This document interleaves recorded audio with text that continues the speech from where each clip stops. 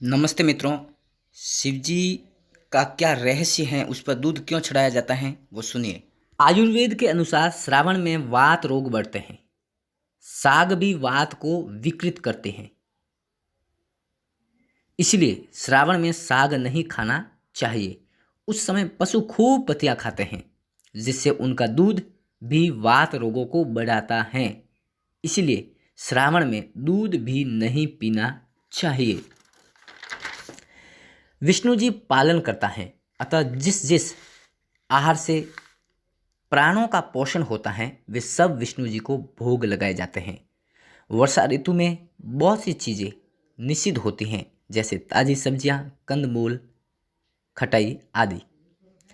दीपावली के बाद ही ये आहार स्वास्थ्य के लिए गुणकारी होते हैं। इसीलिए दीपावली के दूसरे दिन विष्णु जी को अन्नकूट में इनका भोग लगाकर इन्हें खाने के लिए हरी झंडी दिखा दी जाती है। अब आते हैं शिव जी के बारे में। शिव जी संहार करता है, अतः जो हमारे प्राणों का शोषण करता है अर्थात विष का कार्य करता है, वे सब शिव जी को भोग लगाए जाते हैं, जैसे आक, धतूरा, बिल्वपत्र, भांग, गांजा आदि। इन्हें रूपांतरित करके औषधि के रूप में काम में ले सकते हैं। यानी आप ध्यान रखें कि जो चीज़ शिव जी को चढ़ती है उसको आप रूपांतरित करके औषधि के रूप में काम में ले सकते हैं, तो वो आप कई बीमारियां ठीक कर देगी। लेकिन आप ऐसे ही आक को, धतूरे को, बिलपत्रे को खाते हैं तो आपको नुकसान देता है। इसलिए औषधि के रूप में यदि आप उसका उपयोग करते हो तो कोई टेंशन नहीं। आहार के रूप में शिव जी पर चढ़ाए गए चीज़ों का प्रयोग नहीं करना चाहिए। गर्मी में शिव जी को तांबे के लोटे से जल चढ़ाते हैं, सर्दी में चांदी के लोटे से, क्योंकि तांबे का जल गर्मी में हानिकारक है और चांदी का जल सर्दी में हानिकारक है। यानी ध्यान रहे, जिस समय जिस लोटे से शिव जी को जल चढ़ाया जाता है उस समय उस लोटे में रखा हुआ पानी हमको सेवन नहीं करना चाहिए। ये हमें ध्यान रखना है कि जो चीज़ जिस समय शिव जी को चढ़ाई जाती हैं, जिस बर्तन में शिव जी को चढ़ाई जाती हैं, जिस प्रकार की धातु की वस्तुओं में रखे पानी को चढ़ाया जाता है, उस समय उस धातु में रखे पानी का सेवन हमको नहीं करना है, और जो चीज़ चढ़ाई जा रही है उसका सेवन हमको आहार के रूप में नहीं करना है। ये हमको ध्यान रखने वाली बहुत बड़ी बात है, क्योंकि शिव जी विष का पान करने वाले हैं। नीलकंठ इसीलिए कहते हैं क्योंकि उनका कंठ नीला पड़ गया था विष के कारण। समुद्र मंथन के समय विष का प्याला शिवजी ने ही पिया था। इसलिए ध्यान रहे, जो शिवजी को भोग लगता है उसका सेवन हमें नहीं करना है। हमें सिर्फ उसका औषधि के रूप में सेवन कर सकते हैं, वो अलग मैटर है, लेकिन हमको आहार के रूप में उसका सेवन नहीं करना है। आगे बढ़ते हैं। गाजर गर्म होती है, इसलिए सर्दी में लाभदायक है, गर्मियों में हानिकारक। शीत ऋतु के खत्म होते ही महाशिवरात्रि आती है और उस दिन शिव जी को गाजर का हलवा का भोग लगाया जाता है और पूरा देश समझ जाता है कि गाजर शिव जी को भोग लग चुकी है, अब गाजर हानिकारक हैं। ऐसे ही श्रावण में दूध शिवलिंग पर चढ़ने लगता है कि दूर दराज लोग भी समझ जाते हैं कि अब दूध पीना या दूध की मिठाई खाना स्वास्थ्य के लिए हानिकारक है, और लोग दूध का सेवन बंद कर देते हैं, जिससे वर्षा में होने वाले वात के रोगों से हम बच जाते हैं। तो आप समझ सकते हैं कि श्रावण के महीने में ही दूध शिवलिंग पर क्यों चढ़ाया जाता है, क्योंकि उस महीने में उस दूध का सेवन हमको नहीं करना चाहिए, क्योंकि उससे वात रोगों की बढ़ोतरी होती है। तो हम समझ गए कि वो दूध नाली में बहाने के योग्य ही था, इसलिए शिवलिंग पर चढ़ा के उसको नाली में बहा दिया। इसलिए कभी प्रश्न नहीं उठाने का है। बाकी के महीनों में आपको सेवन करना है, बाकी के महीनों में शिवलिंग पर दूध नहीं चढ़ाया जाता है। तो ये हमें बात ध्यान में रखनी है। आगे बढ़ते हैं। विष्णु का जो भोग होता है उसको प्रसाद कहते हैं। शिव जी का चढ़ा हुआ प्रसाद नहीं कहलाता। यानी विष्णु जी को जो भोग चढ़ता है उसको प्रसाद कहते हैं, उसको हम आहार के रूप में सेवन करते हैं। और शिव जी को जो चढ़ाते हैं उसको प्रसाद नहीं कहते, इसलिए उनको हम आहार के रूप में सेवन नहीं करते। हाँ, कुछ बीमारियां हैं तो उसको औषधि रूप में प्रयोग कुछ परिवर्तन करके कर सकते हैं। और आयुर्वेद में दे भी रखा है कि भांग का या गांजे का सेवन कैसे करना है, किस प्रकार से उसका औषधि बनाकर सेवन करना है। इससे कई प्रकार की बीमारियां ठीक होती हैं। कैंसर, टीबी से लेकर सोराइसिस और लेप्रोसिस तक की बीमारियां गांजे से ठीक होती हैं, लेकिन उसका औषधि रूप हमें आना चाहिए। किस प्रकार से एक्सट्रैक्ट निकालकर उसका प्रयोग करते हैं वो आयुर्वेद में जाकर आप पढ़ सकते हैं। अब आगे बढ़ते हैं। अब आप बताइए कि श्रावण में शिवलिंग पर दूध चढ़ाना पाप है या पुण्य? श्रावण में शिवलिंग पर दूध चढ़ाना अब पाप है या पुण्य, आप बताइए। देश में करोड़ों भाई बहन भूखे हैं, नंगे हैं। उनके जो दोषी हैं वो कॉरपोरेट जगत द्वारा स्थापित ब्रिटिश संसदीय प्रणाली पर आधारित हमारी राज व्यवस्था और नौकरशाही हैं।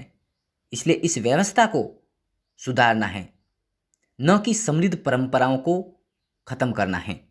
तो हमें ध्यान रखना है, हमारी जो परंपराएं, जो समृद्ध परंपराएं हैं, उनको हमको खत्म नहीं करना है। उनके पीछे विज्ञान है, लॉजिक है, तर्क है, कोई कारण है। आगे बढ़ते हैं। पहले विष्णु जी यानी रामकृष्ण आदि अवतार के मंदिरों में उसी का भोग लगाया जाता था जो ऋतु और स्थानीय प्रकृति के अनुकूल हो। फल का भोग लगाते समय फलम समर्पयामि नहीं, ऋतु फलम समर्पयामि कहा जाता था। यानी जब हम फल का भोग लगाते हैं तो उस समय ऋतु फलम समर्पयामि कहा जाता है। यानी ऋतु के अनुसार जो फल है, जो जिस ऋतु का जो फल है वो उसी ऋतु में उस समय लगता है, भोग लगता है। यानी आपको ऋतु के जो फल हैं उसी का सेवन करना चाहिए, बिना ऋतु के फलों का सेवन नहीं करना चाहिए, वो हानिकारक होता है। इसलिए हमें ध्यान रखना चाहिए कि कब कौन सा फल पनपा है, पैदा हुआ है, बना है, तो उनको कहीं दूसरे स्टोर करके नहीं रखना चाहिए। ये हमें ध्यान रखना, स्टोर करके उनको सेवन नहीं करना चाहिए, साल भर नहीं सेवन करना चाहिए। जब ऋतु में आता है उसी समय उनको सेवन करना है, ये हमें ध्यान रखना है। भगवान को भोग लगाकर खाने वाली धर्मप्राण जनता समझ जाती थी कि ये ही इस ऋतु में खाने योग्य हैं। इसी तरह शिव मंदिरों में जाकर भक्तजन समझ जाते थे कि ये सब हमें इस ऋतु में नहीं खाना है। इस प्रकार मंदिर स्वास्थ्य रक्षा के बहुत बड़े माध्यम थे। ये स्वास्थ्य रक्षा के बहुत बड़े माध्यम थे मंदिर। अत्याचारी कंपनी राज के काल में यह परंपरा लुप्त हो गई या योजनाबद्ध ढंग से कर दी गई। पहले विष्णु जी को जो भोग लगता था वह हम खाते थे, और आज हमें जो खाना होता है वह विष्णु जी को भोग लगा देते हैं। यानी हमने कितना बदलाव किया है। पहले जो विष्णु जी को भोग लगता था, जो कृष्ण राम जी जो भी उनके अवतार हैं उनको जो भोग लगता था उनको हम सेवन करते थे। लेकिन आज क्या हो रहा है, हम जो खाते हैं, गला सड़ा खाते हैं, जो फास्ट फूड, जंक फूड जो भी खाते हैं, हम उनका भोग लगा देते हैं। तो ये बहुत बड़ा पाप है, ये बहुत बड़ा खतरनाक है। ये हमारी परंपराओं, हमारी वैज्ञानिक परंपराओं के साथ छेड़छाड़ हैं। तो आज के समय, आज किस ऋतु में, किस प्रदेश में क्या खाना है, क्या नहीं खाना है, इसका ज्ञान ही लुप्त हो गया है। इससे सबसे अधिक रोग फैल रहे हैं। हमें पता ही नहीं है कि किस समय, किस स्थान पर, किस ऋतु में क्या खाना चाहिए, क्या नहीं खाना चाहिए, कितना, कैसे, कब, जो भी है, कैसे क्या करना चाहिए, वो हमें पता ही नहीं है। किस ऋतु में क्या पहनना चाहिए, कितना पहनना चाहिए, ये हमें पता ही नहीं है। कौन सा आभूषण कब पहनना चाहिए, कौन सा आभूषण किस अंग पर पहनना चाहिए, तो ये सभी हमें ज्ञान अब नहीं रहा, क्योंकि गुरुकुल नष्ट हो चुके हैं।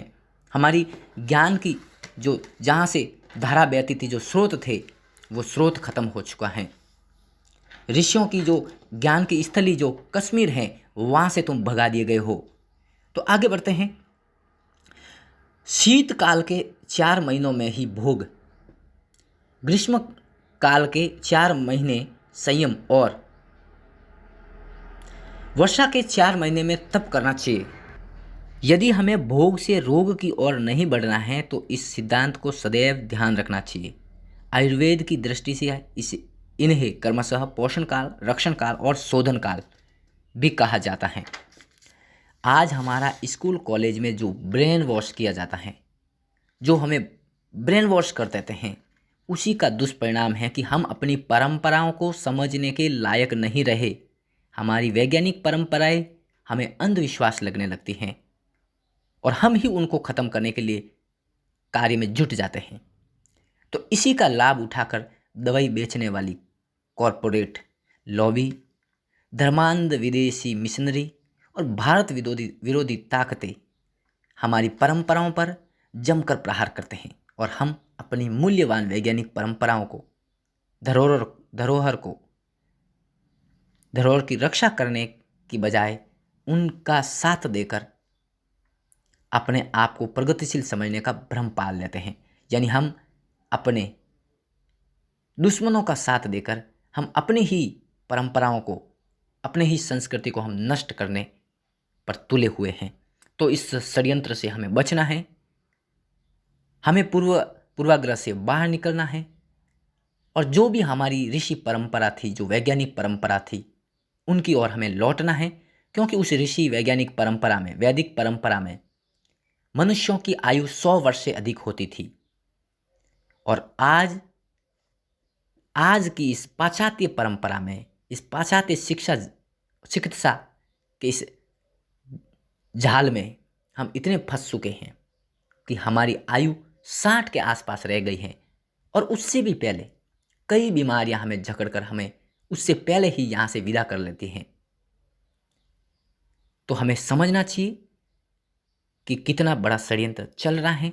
हमें आयुर्वेद की ओर, पंचगव्य की ओर वापस अपनी पुरानी जो परंपराएं हैं, जो वैज्ञानिक परंपराएं हैं, उनकी ओर हमें ध्यान देना चाहिए और एक एक सत्य तक हमको पहुंचना चाहिए। तो बहुत बहुत धन्यवाद दोस्तों। इस वीडियो को जहां तक हो सके लाइक, शेयर और सब्सक्राइब जरूर करें, अपने मित्रों तक जरूर पहुंचाएं। आपका एक शेयर मेरी, आपकी और आपके मित्रों की, आपके परिवारजनों की ज़िंदगी बदल सकता है। यदि उनके दिमाग में ये चीज़ आ गई तो उसकी ज़िंदगी बदल सकती है। इसलिए जहाँ तक हो सके, जितनी ताकत हो, इस वीडियो को लोगों तक पहुँचाने का काम करें ताकि उनका भला हो सके। तो जय हिंद दोस्तों, मिलते हैं अगले वीडियो में।